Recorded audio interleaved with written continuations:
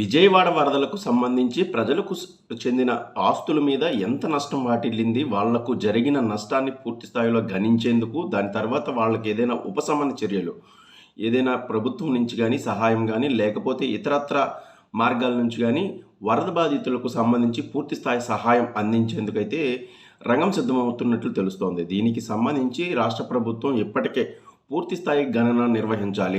వరదల్లో వచ్చిన ఈ అనుకోని విపత్తుకు ఎంత మేర నష్టం వచ్చింది, వ్యక్తిగతంగా ఒక్కొక్కరికి ఎంత నష్టం వచ్చింది, మొత్తం ప్రభుత్వానికి ఎంత నష్టం వచ్చింది అని పూర్తి స్థాయి నివేదికను అయితే తెప్పించుకునే పని అయితే జరుగుతోంది.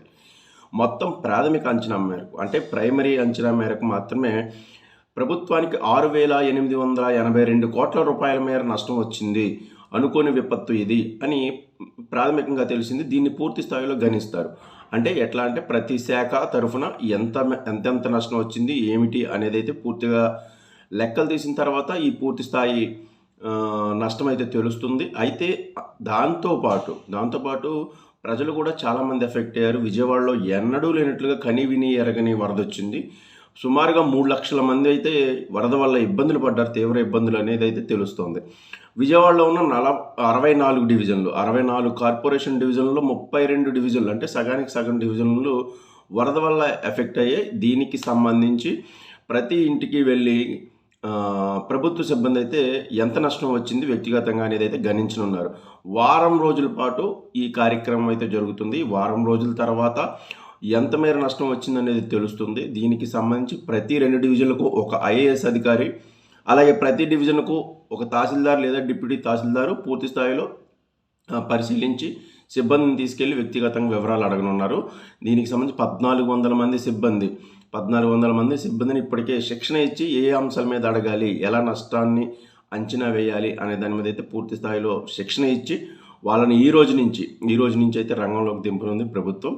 అయితే వీళ్ళకి సంబంధించి ఎలాంటి నష్ట నివారణ చర్యలు చేస్తుంది, వీళ్ళకి ఏమైనా పరిహారం లేదా సహాయం ఎలా అందజేస్తుంది అన్నదాని మీద అయితే స్పష్టత లేదు. అలాగే కేంద్రానికి సంబంధించి అర్జెంటుగా 6,882 కోట్ల రూపాయల నష్టం వచ్చింది ప్రాథమికంగా. దీనిలో తగిన సహాయం చేయాలి అని రాష్ట్ర ప్రభుత్వం అయితే కోరనుంది.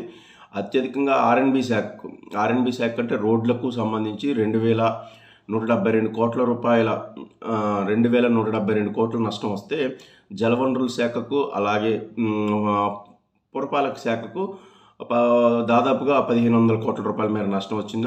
అన్ని శాఖలకు, విద్యుత్తు, రెవెన్యూ, పశుసంవర్ధక శాఖ, అలా ప్రతి శాఖను కూడా లెక్కించి పూర్తి వివరాలను అయితే కేంద్రానికి పంపనున్నారు. వ్యక్తిగతంగా అందించే సాయం ఏమైనా ఉంటుందా, లేకపోతే వరద బాధితులకు ఏమైనా ప్రత్యేకంగా ప్రభుత్వం ఏమైనా చేయదలుచుకుందా అనేది అయితే ఇంకా స్పష్టత లేదు. దీని మీద క్యాబినెట్లో చర్చించే అవకాశం ఉంది. క్యాబినెట్లో చర్చించి ఒక నిర్ణయం తీసుకునే అవకాశం అయితే ఉంది. ఖచ్చితంగా వరదకు సంబంధించి లేదా వరద బాధితులకు సంబంధించి ఒక మంచి నిర్ణయం అయితే తీసుకునేందుకు అయితే ముఖ్యమంత్రి సంసిద్ధంగా ఉన్నారు.